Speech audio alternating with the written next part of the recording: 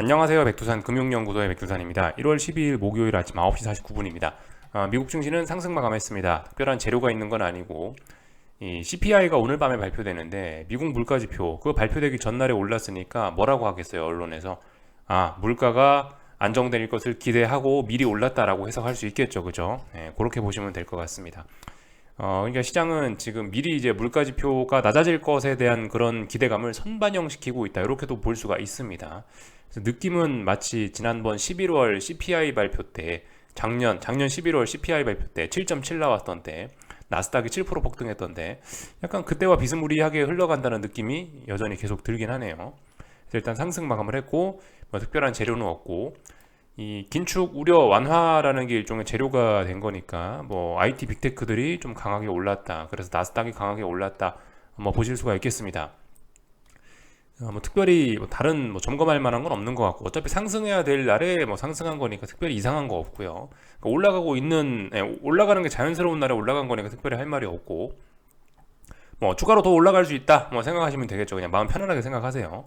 더 올라갈 수 있다. 뭐 지금 아래쪽으로 본다? 위험할 수 있다. 아래쪽으로 간다는 근거 아직 없다. 좀 기다려 보면 되겠죠. 아래쪽으로 베팅하려면 뭔가 보여야죠. 그죠? 뭔가 눈에 띄는 뭐 음봉이든 뭐 하락이든 뭐 이런 게 보여야 아래쪽으로 베팅할 수 있으니까 일단 아무것도 안 하고 지켜보면 된다라는 거.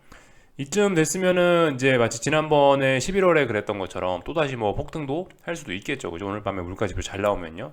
가능성은 다 열려 있습니다. 근데 이제 어젯밤에 이제 뭐 이야기를 할 게 있다면은 요거 정도 이야기를 하면 될 것 같아요.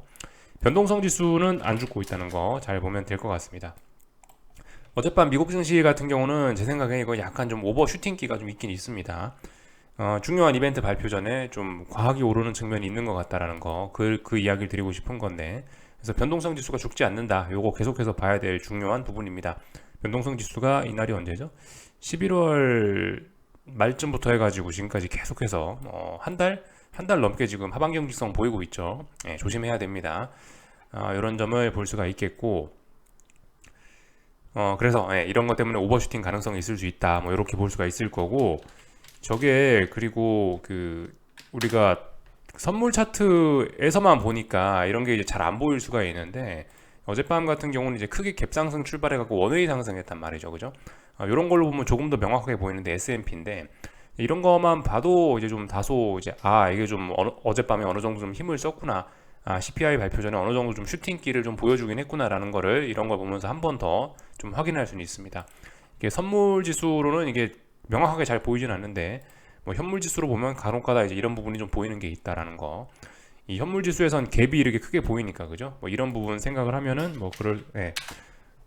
그죠? 이렇게 갭이 크게 보인다는 거. 이런 것들 보면은 어젯밤에 힘을 좀 썼구나라는 걸 조금 더 쉽게 좀 알 수 있겠다.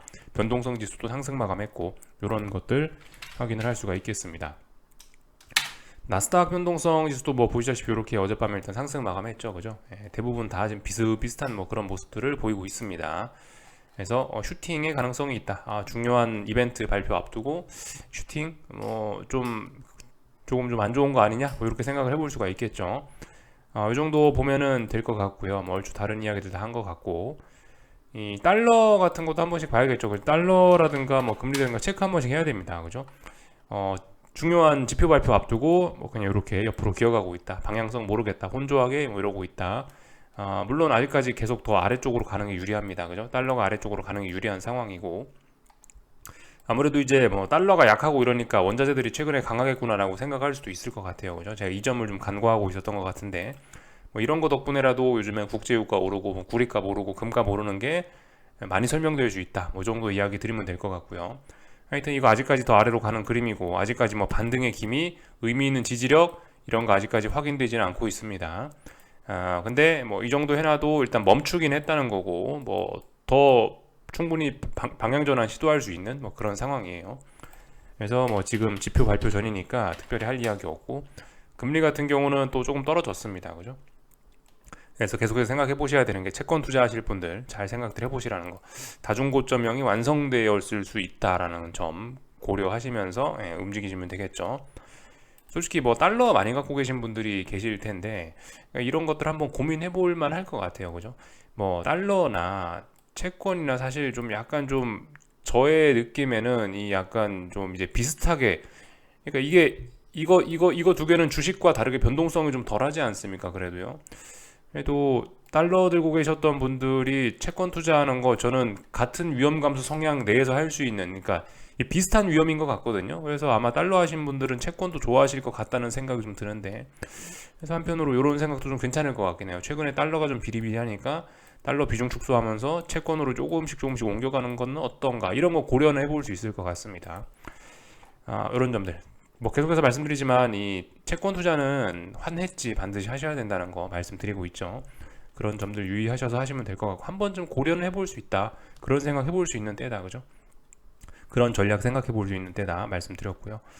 뭐 똑같습니다. 달러 신규로 투자하실 분들은 여전히 고민해 볼 수 있는 그런 자리다, 그죠? 기존 달러 보유자들이라면 지금 이제 위험을 어느 정도 좀, 그죠, 위험 관리를 해야 되는 지점일 수 있지만, 신규로 내가 뭐 달러를 좀 사보겠다 이러시는 분들은 그런 거 충분히 좀 고려할 수 있는 그런 자리라고요. 물론 아직 달러 지금 당장 오늘 사라는 게 아닙니다. 달러 같은 경우는 충분히 좀 한 두 달 넘게 지금 빠지고 있고, 뭐 그러니까 뭐 일단 뭐 어떤 뭐 경기 침체 가능성이라든가 이런 거 보고 한 번쯤 더 꿈틀하는 거 노려볼 수 있다. 충분히 신규로 진입하는 거 고려할 만한 그런 자리라고 생각은 됩니다. 그래서 그런 부분들 한번 고민해 보시고요. 그래서 뭐 전반적인 내용들 쭉 살펴봤고, 뭐 애플하고 테슬라 이런 거 뭐 당연히 올랐을 거고, 그래서 굳이 뭐 살펴볼 거 없을 것 같고요. 뭐 그죠? 원자재 같은 것들, 어젯밤에 금리가 아니 어젯밤에 달러가, 그러니까 최근에 달러가 약하니까 원자재들이 뭐 올라가는 것 같다. 그래서 뭐 금이라든가 뭐 저 국제유가라든가 구리라든가 이런 것들 잘 올라가고 있다 보시면 될 것 같고요. 뭐 특별히 다른 건 볼만한 거 없는 것 같습니다. 어젯밤에 이제 나온 여러 가지 기사들 중에서 제 생각에 요거는 여러분들과 좀 같이 보면은 좋을 것 같은데요. 요거 어떤 사람이 이런 이야기를 했대요. 근원 PC보다 금리가 높아지면 피봇의 포인트다, 뭐 이렇게 볼 수가 있다고 하는데, 근데 제 생각에는 이거 좀 괜찮은 아이디어인 것 같아요. 이 지금 이제 PC 프라이스 인덱스 그거 지금 네 이제 이거를 이야기를 한 건데, US 코어 PC 프라이스 인덱스 요겁니다. 여기 지금 4.7이거든요. 지금 미국 기준금리는 4.25에서 4.5죠. 그러니까 4.5라고 표시할 수 있는데, 계속 금리가 높아져가지고 이 코어 PC 프라이스 인덱스를 넘어서면은 약간 좀, 그죠?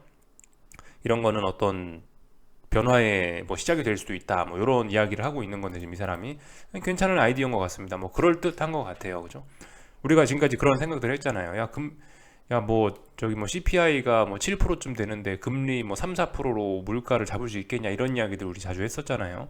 약간 그런 개념에서 근원 PC보다 최종 금리 높아지면 피봇 포인트다. 뭐 이런 생각 정도 우리 해볼 수 있겠죠, 그죠? 한번 이런 것들 한번 머릿속에 한번 놔 보자고요. 괜찮은 아이디어인 것 같습니다. 뭐 검증되고 뭐 이런 건 아니고 그냥 그럴 수 있다라는 아이디어인데 괜찮은 생각인 것 같아요.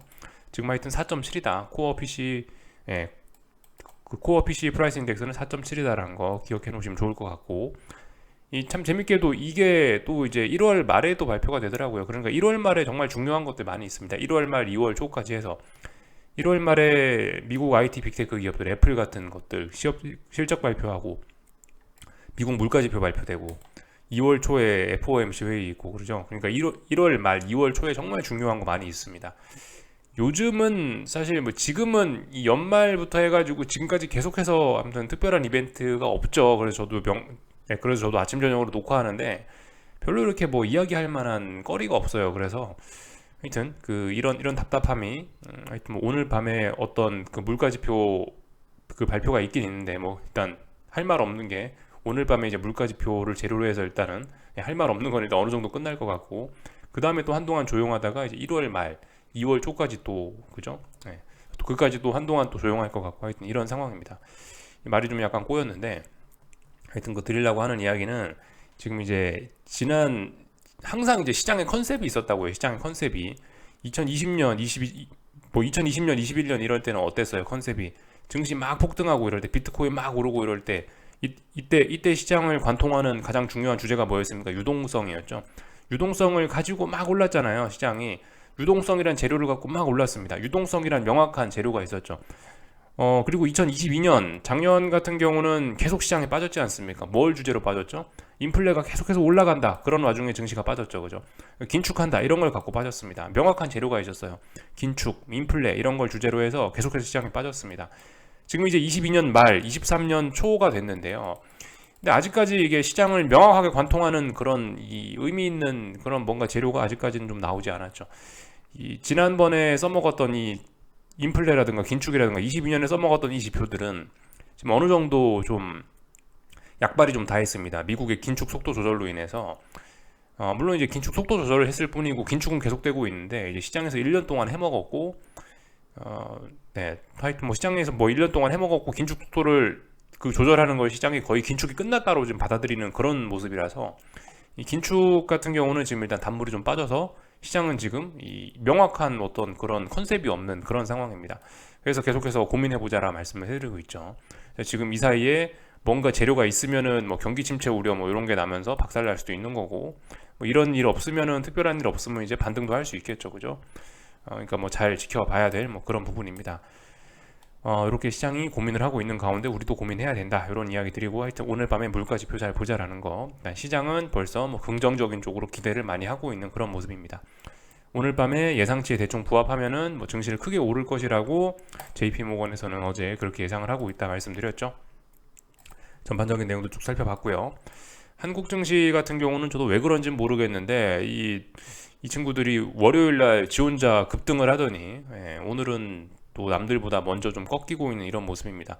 어제 제가 중국 증시가 좀 위험해졌다라고 말씀을 드렸는데 오늘은 이제 한국 증시도 그 뒤를 약간 따라가는 듯한 모습입니다. 오늘 잘 봐야 됩니다. 오늘 뭐 제 생각에 10시쯤 됐는데 이런 분위기면 오늘 일단 뭐 종일 약세로 오늘 일단 뭐 종일 약하겠다라는 그런 의미인 것 같고요. 그래서 일단 오늘 뭐 대략적으로 봐야 될 거는 뭐 어딘가 이제 저항을 못 넘는지 그죠? 뭐 삼성전자 3거래일 동안 어딘가 저항을 누적시키고 중요한 지지선 깨는지 이런 여부들 보시면 될 것 같고 뭐 하여튼 뭐 전반적으로 거의 다 똑같습니다. 어딘가를 넘지 못하는지 일단 위로 올라가고 있었죠. 위로 올라가는 걸 일단 멈추어야 어딘가를 넘지 못해야 이제 상승이 멈추는 거고 상승이 멈춰야 아래쪽이든 뭐든 그런 이야기를 할 수 있는 거니까 일단 지금 올라가고 있었으니까 오늘은 이제 어디서 멈추는지 이런 것들 위주로 해서 보시면 되겠죠. 뭐 삼성전자도 그렇고 하이닉스도 그렇고 LG에너지솔루션도 그렇고 어딘가를 넘어가냐 못 넘어가냐 그런 것들 위주로 저항을 잘 보시면 될 것 같습니다. 그죠? 그 코스피도 똑같습니다. 코스피도 뭐 어딘가를 넘어가는지 저항 말씀드렸죠. 뭐 312점 얼마 뭐 이런 이야기 드렸고요.